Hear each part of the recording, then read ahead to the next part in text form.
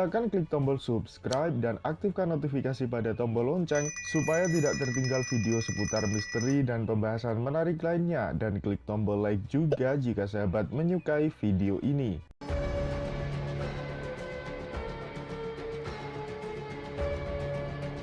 Kali ini kami akan membahas mengenai bangsa Putri Duyung yang kisah tentang Putri Duyung cukup sering dijadikan film dan drama seri.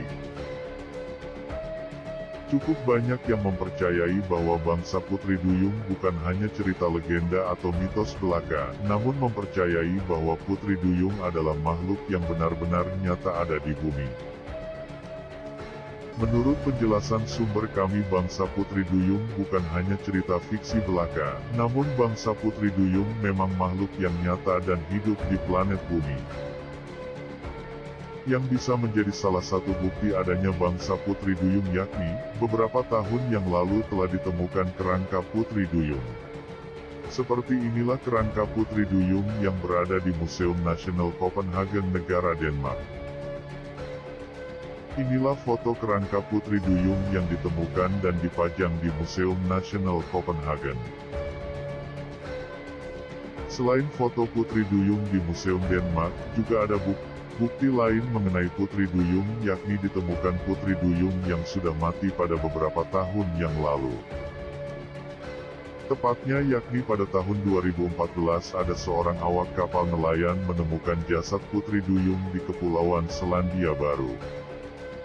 Setelah diperiksa lebih teliti oleh pihak berwenang setempat, kerangka itu ternyata tidak sepenuhnya manusia, namun lebih mirip Putri Duyung. Menurut penjelasan sumber kami, bangsa Putri Duyung memang ada, dan Putri Duyung termasuk golongan dari bangsa Noom atau yang dikenal sebagai bangsa siluman, yakni makhluk campuran antara manusia dan bangsa jin. Putri Duyung sudah ada sejak zaman dulu. Bangsa Putri Duyung adalah makhluk campuran dari bangsa jin dan DNA manusia yang dibuat oleh bangsa Nexela. Pada akhirnya bangsa Putri Duyung beranak pinak menjadi banyak dan hidup berkoloni di lautan. Jawaban mengenai kenapa bangsa Putri Duyung sangat sulit ditemukan karena bangsa Putri Duyung membuat koloni di kedalaman samudra yang jauh dari permukaan laut. Selain itu, bangsa Putri Duyung juga hidupnya di dalam dimensi lipatan atau dimensi transisi yang berada di laut, jadi sangat sulit untuk melihat dan bertemu bangsa Putri Duyung. Oleh karena itu sangat jarang yang bertemu langsung dengan Putri Duyung. Bagi kalian yang belum mengetahui, dimensi lipatan atau dimensi transisi adalah sebuah dimensi yang berada di tengah-tengah antara dimensi bangsa jin dan dimensi manusia. Di sanalah bangsa Noom seperti Putri Duyung, kuda terbang dan manusia bunian hidup.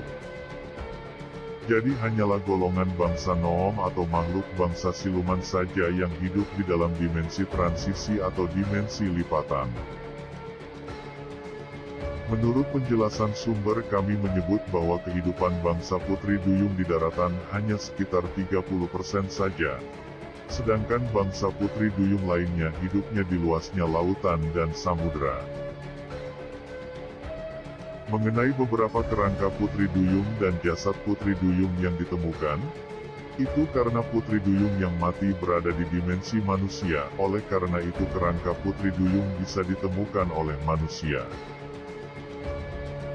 Adanya bangsa Putri Duyung menjadi inspirasi dibuatnya film tentang Putri Duyung, karena sebuah film fiksi kebanyakan inspirasinya adalah dari kisah nyata, jadi sebuah film fiksi bukan hanya imajinasi penulisnya saja. Cukup sekian membahas mengenai Putri Duyung atau bangsa siluman.